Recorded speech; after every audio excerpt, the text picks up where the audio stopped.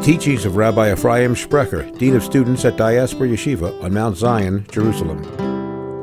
Today we're speaking about Balaam and Balak. Why was he called Balaam? Balaam, the Talmud says, is a combination of Balaam. He came to swallow a nation. Balaam, he was a spiritual hitman. Remember, have gun will travel? Yes. This is have curse will travel. Get it, Daniel? Have curse will travel. But it's just amazing. So he is hired by Balak to come and curse the Jewish people. And it says Balaam lived in Petorah. Where's Petorah? Maybe it's today's Petra. But anyway, he's hired to do what? To curse the Jewish people. And he was a spiritual hitman, right? Just like at current events, I mean, the Jewish people are being cursed today, BDS and all the bad mouthing. Nothing has changed in 3,300 years. The Jewish people are still being cursed by our enemies, and we're still here. And where are they, right? We'll see soon, right? Amazing, the message that we can learn from Balaam. So here you have the talking donkey. You know what? The talking, remember Mr. Ed? Daniel, you remember Mr. Ed? Yes, I heard. Yeah. Don't tell me something. Come on. Now, why did God make this miracle, Elisheva? Why did God make... When God does a miracle, there has to be a reason for it. So the Chaim points out that Balaam, he prided himself that he had the gift of gab. He was a great orator and a great speaker. And that's why he was conceited and stuck up and arrogant. So God says, listen, if I want, even a donkey can beat you in debate. What do you got to be stuck up and arrogant about? The gift of speech is Hashem gives it. Hashem wants, he can make a donkey beat you in a debate. The donkey was able to what? Put Balaam down, and Balaam didn't have an answer. So this is to teach him humility, that he shouldn't pride himself, that HaKadosh Baruch Hu is the one that gives intelligence and gives speech, and if God wants, even a dumb donkey can beat what? The greatest philosopher. So it looks like the jackass made a jackass out of Balaam. Get it? The jackass made a jackass out of Balaam. The God opened up the donkey's mouth, and the donkey says, why have you beaten me shalosh regalim? Why have you beaten me shalosh regalim? Which is strange, because the donkey took ulpan. How do you say times in Hebrew? Should have said shalosh pa'amim. So why is it shalosh regalim? What does shalosh regalim mean? 3 festivals. So the donkey was telling Balaam, you fool, you think you can destroy a nation that observes the 3 festivals? So therefore the donkey didn't say shalosh pa'amim, but he said, David, shalosh regalim, which are 3 festivals. So what's the message? We don't need to know what the donkey said to Balaam 3,000 years ago. The Torah is GPS. Now, if the donkey wants to put Balaam down, he should have said, you think you can destroy... Observing 3 festivals is important, but isn't Shabbos more important? The donkey should have said, you want to destroy a nation that observes the Shabbos? Or puts on tefillin or eats kosher? What's so special about observing what? The 3 festivals. And what's the message for us? Why does the donkey stick it to Balaam with saying that the Jewish people are invincible because we observe what? Festival. What about keeping Shabbos? That chopped liver? What about eating kosher? What about Taras HaMishpacha? Isn't that more important than what? Than the 3? What's so important about the 3 festivals? That this was the major put down on Balaam. Please hear me well. This was a very smart donkey. This was a very smart donkey. Balaam was going to destroy the Jewish people. So the donkey said, you want to destroy a nation that observes the 3 festivals. Who decides when it's Yom Tov or not? We do. Shabbos is all God's business. Shabbat, Bila comes in, it's all God. But the Yom Tovim depends on Am Yisrael. The donkey was saying the Jewish people are masters over time. You think you can destroy a nation that controls time, that has the awesome ability to sanctify time? Forget about it, Balaam. Where is Moab today? Where's Midian today, Avi? Where's Moab and Midian today? Extinct. Well, we're still here. Because we sanctify the festival. We have the power to rule over time. So therefore the donkey was very smart. Shalosh regalim, Balaam, get real. We are an eternal people. We are Mekadesh Zman. We're Lamala Min Azman. How do you say that in English? We're above time. So you can destroy a nation that's above time. We're an eternal people, Balaam. Moav and Midian are here today, they're gone. With the Phoenicians, the Babylonians. So that's what the donkey was saying. We have the ability to rise above time, to sanctify time. No other nation has that. We can control time, and therefore we are an eternal people. Unlike all the other nations that are long gone with the wind. Phoenicians, Babylonians, the Greeks, all gone. The German, what's 70 years compared? Give God time. The Germans will wind up like the Phoenicians. David, what's 70 years to God? A blink of an eye. They lived to 1960s, Nazis. In a couple of 100 years, Germany will wind up like the Phoenicians and the Babylonians and the Moabites. They will become extinct. Any nation that persecutes Israel becomes extinct. This is what the donkey was telling Wild Bill. It's just amazing. Wild Bill Balaam. This was a donkey. So anyway, the most beautiful blessings that we have in the Torah are given by whom? Balaam. It's just pretty amazing, right?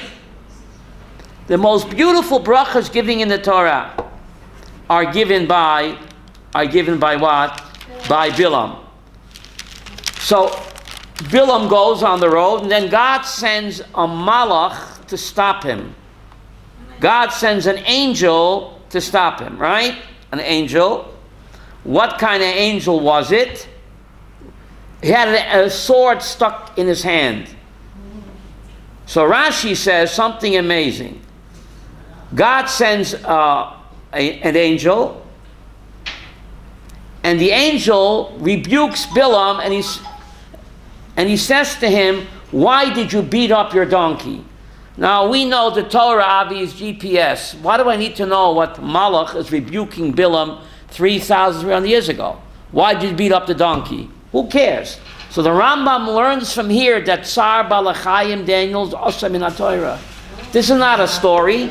When the Malach is rebuking Balaam, he's teaching us that abusing and being cruel to animals is a Torah prohibition for Jews and non-Jews as well. That's why the conversation is recorded. Right?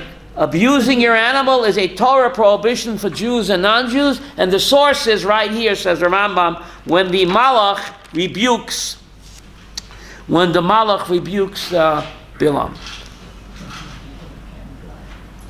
God sends the Malach, and the Malach is called Satan. What does Satan mean? A Satan means to what? The accuser, to block him, to impede him.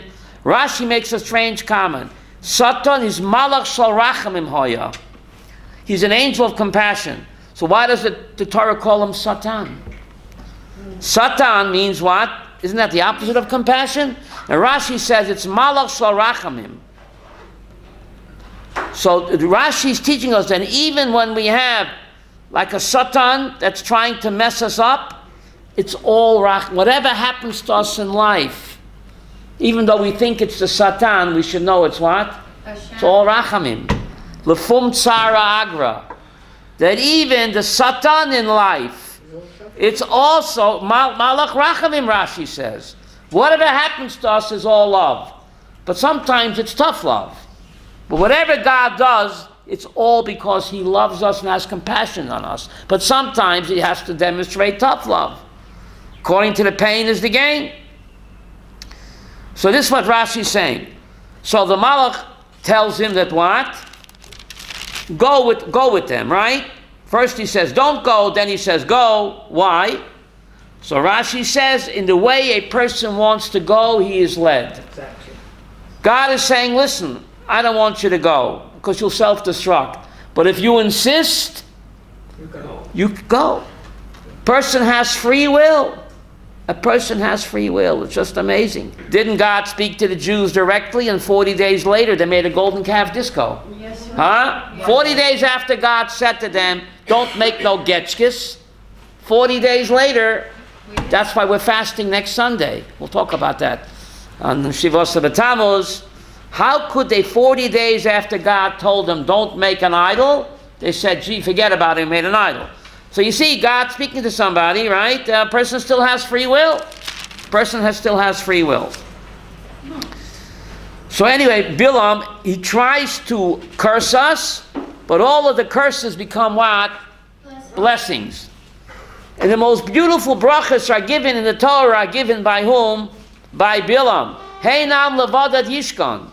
We are a nation that is destined to what? Dwell alone. We are not going to be reckoned among the nations. No matter how hard we try to fit in, they'll never accept us. They'll BDS us to death. No matter how much we try to suck up to them and be like them, Wild Bill says, they will never consider and accept you. Forget about it. We are destined to what?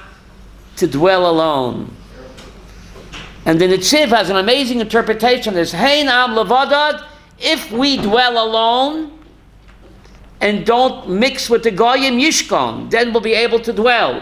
Uba goyim, but if we try to mix with the goyim, lo yischashav, they'll never accept us. No matter how much we try, no matter how many concessions we make, it's all useless. We are destined to remain alone. When we try to mix with the goyim, then all the tzores start. The education minister of the state of Israel made an amazing statement this week. He said that in America, the Jewish people are committing a spiritual holocaust against themselves. They want to fire him. And he's so right. Is that a Tali minute? Yeah, parrots. Yeah, it's true. They're committing a spiritual. Rafi Peretz, the head of the education minister.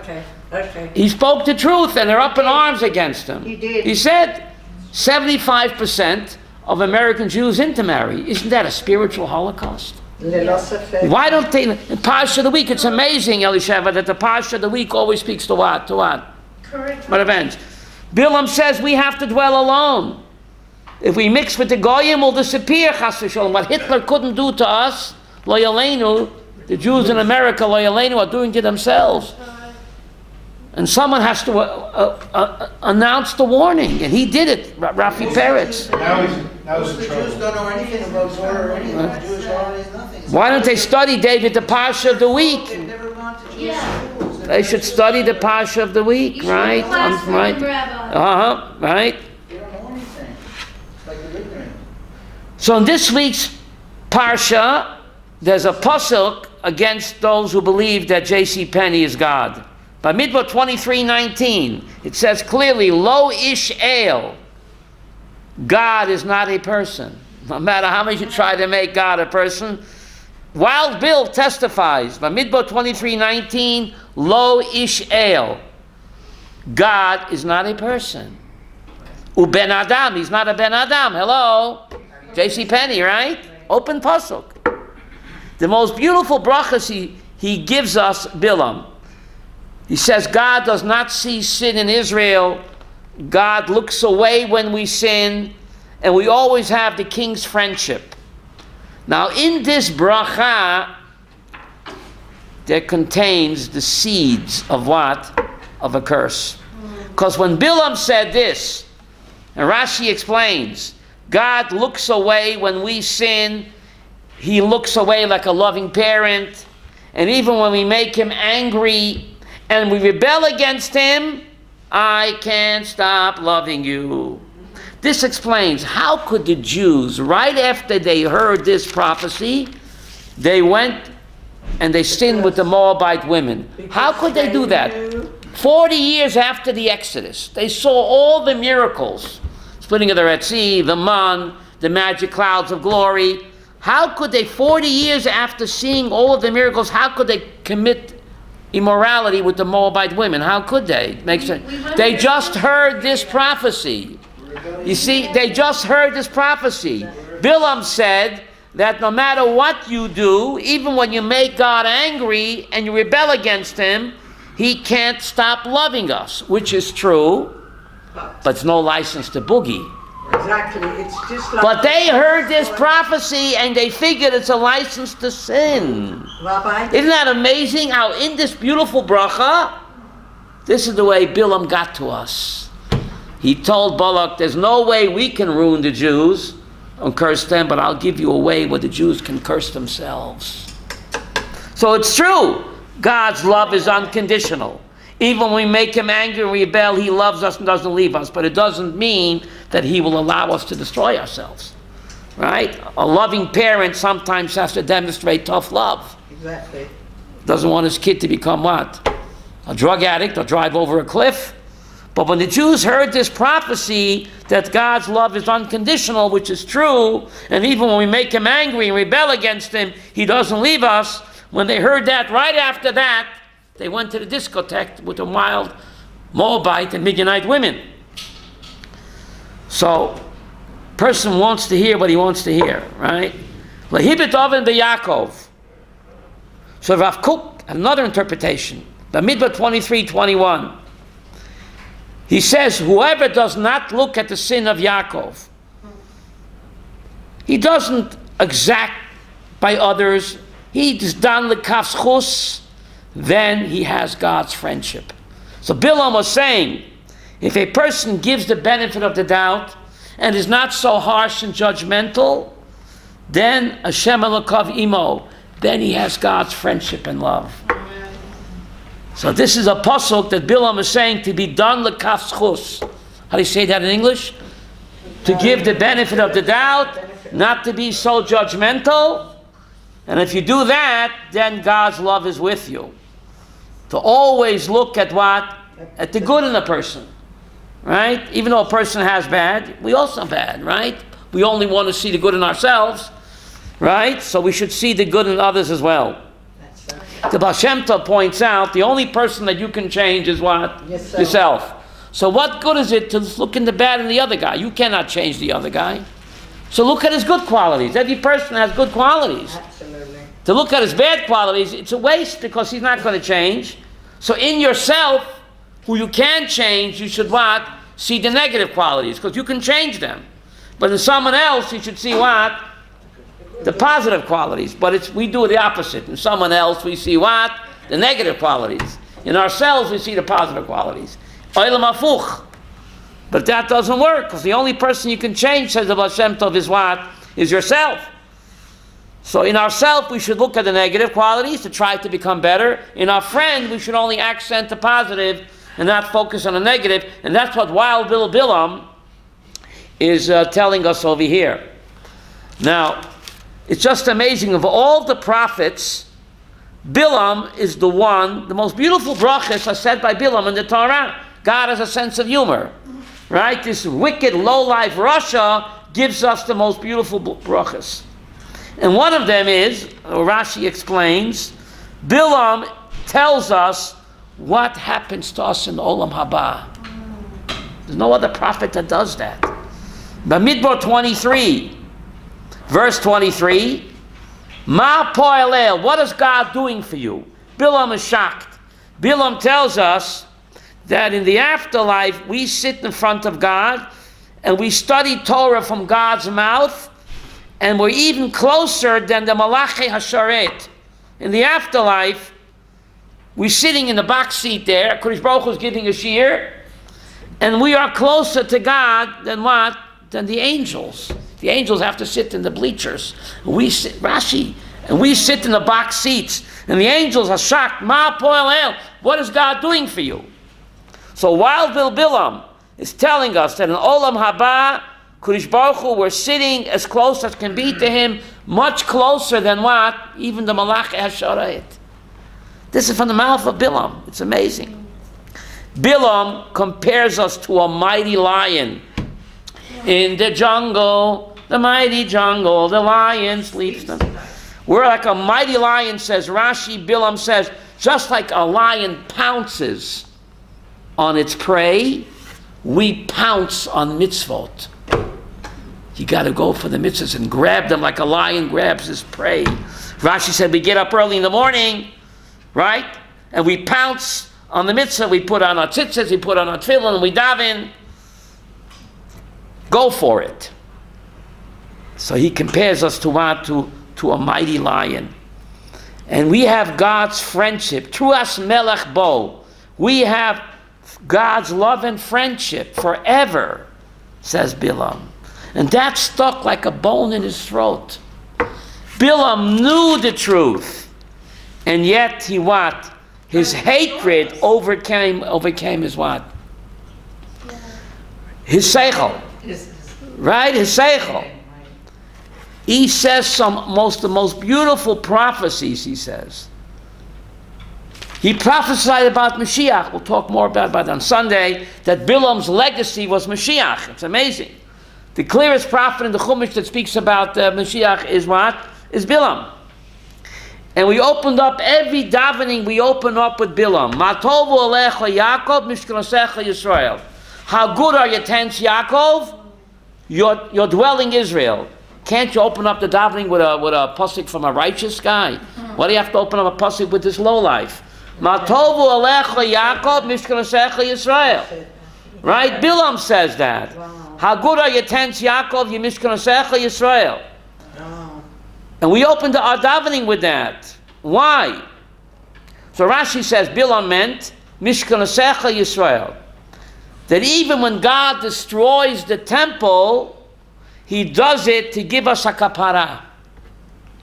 That's how much God loves us. He poured out his fury on the temple, thereby guaranteeing our survival, says Balaam. So that's why we open up the davening with this pasuk. Chava, who are you davening to? Who's HaKadosh Baruch Hu? That God is willing to make himself homeless to guarantee my survival. Balaam says this. God is willing to destroy his house in order to guarantee what? Our survival. Who loves you, baby? Now you know who God is, now you can daven. This is what Balaam is saying. That Hashem loves us so much, he's willing to make himself homeless for 2,000 years as a kapara for us. That's pretty amazing. The most beautiful brachas are said by Balaam. The Rasha Balaam, right? Of all people. Of all people. We say God has a sense of humor. So the Talmud says from the beautiful brachas you can see what the klalis were. God took the klalis and made it into what? The most beautiful brachas. Cafe hafuch, oilam hafuch. Yeah, right. Right? Oilam hafuch. Right? That's pretty amazing. That this is what Balaam is telling us. But if the worst person on earth could tell us right. that, then it's really rock bottom, actually. That's what? Yeah. It's rock bottom. Uh-huh. Because Hashem wants to dwell in this world with us. With us. Right. And the only way to do that is to get to the bottom, and that's where Balaam is. That's where, right? Balaam really scraping the bottom of the barrel, right? He's really scraping the bottom of the barrel. So the Jews commit these terrible sins with the wild Moabite women and the Midianite women. Pinchas stops the plague by turning the woman into a shiksabab. Get it? Shiksabab. And the man too. And that stops the plague. That stops otherwise the Jewish people would have been what? Kaput, chas v'shalom. Yes? Rabbi, if Balaam knew Hashem, yes. And he was the only prophet that was a goy. No, there are other goyish prophets. Eov and all of Eov's friends, Job and all of his friends are all prophets. Well, then, so why would God give nevuah to this lowlife? That's Rashi asked that question. Why not pick a righteous goy? Like Eov. Like Eov. So Rashi and Rabban explain, if Eov would have said these beautiful brachas, he said, you're an old fuddy-duddy, Eov. Oh. You're Haredi. You sold out to the Jews. No, we want Michael Jackson. It's Wild Bill Balaam. He is their hero. He is the hero of the Goyim. They looked at him. If he says these beautiful brachas, I'll believe it. If Job would say it, or Noach would say it, you're a fuddy-duddy. But Wild Bill Balaam, that's our hero. That's our role model. The more perverted, the better. He says these beautiful brachas. They have no choice but to believe them. So that's how much God loves us. He's willing to give his prophecy to such a lowlife, says Rashi in the Ramban, to demonstrate how much he loves Israel. For the sake of Israel, he's willing to speak to this lowlife, to put the most beautiful blessings in the mouth of Balaam, because Balaam is the role model, the hero of the UN. They look to him. And he says the brachas, they'll accept it. If a decent Navi would say it, a decent guy, you're not with it. Let's look at the haftorah. I got to leave early today because I have a dentist appointment. It's amazing how the Parsha of the week, how the haftorah always speaks to current events. A famous rabbi came out this week that women should not be politicians, or they shouldn't give Torah shears to men. Hello, read the haftorah. Ruth, are you getting this? The haftorah, Micha, chapter 5 and 6. We're going to read this haftorah. So if the rabbi would have read the haftorah, perhaps he wouldn't have said that women should not be Torah teachers to men. Because look, it says something amazing. This is the prophet Micha speaking in chapter 6. He says, Ki helisicha me'eretz Mitzrayim. God says, I brought you out from the land of Egypt. Ve'eshlach lefanecha, and I sent in front of you to lead you, Moshe, Aaron, and Miriam. God is an equal opportunity employer. He says, I've sent in front of you to be your leaders, Moshe, Aaron, and Miriam. Miriam is an equal captain with what? With Moshe and Aaron. Why would God say that in the mouth of Micha? She's just as important as Moses and Aaron. Who says so? Micha, chapter 6. This week's haftorah, Kawinky Dinky. She had the gift of the well. Without her, there was no... Right. Moshe, we had the man. For Aaron, we had the be'er. And because of her, we had the well. Therefore, when she died, the well what? Dried up. But open pasuk that she's an equal leader with Moses and Aaron. And we know Achron Chaviv. And she was the last mentioned. And she's last mentioned. Yeah. David, what God loves the best, he what? Saves for last. Therefore, Vini's table comes at the end of the meal, not in the beginning. You know, bring out a Vini's table, they all attack it. It's not at the beginning of the meal, it's always what? At the end. Saving the best for last. So God mentions Miriam last as an equal captain, Daniel, with what? With Moses and Aaron. God is an equal opportunity employer. Balaam tries to put the evil eye on us. It doesn't work. Because the prophet Micha tells us, it's another connection between the haftorah. It is said to you, human being, what is good and what does Hashem want from you? You want to sum up the Jewish religion in one sentence, says Micha. What does God want from you? To do mishpat, to do justice, v'havas chesed. When it comes to justice, it says do it. When it comes to chesed, it says what? Love it. Asot mishpat, do justice, v'havas chesed. Not enough to do chesed, you have to what? Love to do chesed. Hatznei alechet im alecha, and be a tzenua. Be modest. Be modest, humble, don't brag and don't boast and don't advertise what you have. And that's a protection against Balaam's evil eye. That's Judaism. Mishpat, chesed, tzenua. David, didn't the Navi forget something? What about kashrut? What about Shabbos? Hey, Navi, didn't you forget something? What about Taras HaMishpacha? Gershon, you with me on this? Maybe He sounds like the Jewish religion. Mishpat, love chesed, and be a tzenua, and that's Judaism. Where is Shabbos and Taras HaMishpacha? I'm glad you asked. Chesed, to do chesed for the other, that's a material realm. To be good to him, to give him what he needs in the physical material. But I'm also Jewish. To do chesed for myself. How do I do chesed for myself? By eating kosher and keeping Shabbos and Taras HaMishpacha. I'm also Jewish, David. So when I do chesed for another person, that's in the physical, material sense. To help him out physically, materially. But I'm also Jewish. How do I do chesed for myself? Keeping Shabbos and keeping kosher. So that's the whole Jewish religion is in this pasuk in Micha. Chesed for others, helping them in the material sense. Chesed for myself, keep Shabbos kosher, etc. That's the whole Jewish religion, summed up in this pasuk. If you're tzenua, if you're modest and you don't brag and you don't boast, that's the antidote and the protection against the evil eye, which is real. The evil eye is real. To talk about some other time, but that's the protection by being a tzenua, not just in dress. How do you say tzenua in English? Modest, low key. The Jewish way is not to what? Call press conferences, right? That's not the Jewish way to wear shocking pink, right? To be tzenua, not just in dress and the way you behave, the way you talk, and that's the great protection against ayin hara.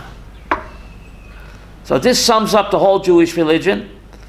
On Sunday, we're going to talk about Balaam's legacy. Of all the Nevi'im and the Chumash, he speaks about the Mashiach the most clear. For more of Rabbi Sprecher's teachings, visit rabbisprecher.com.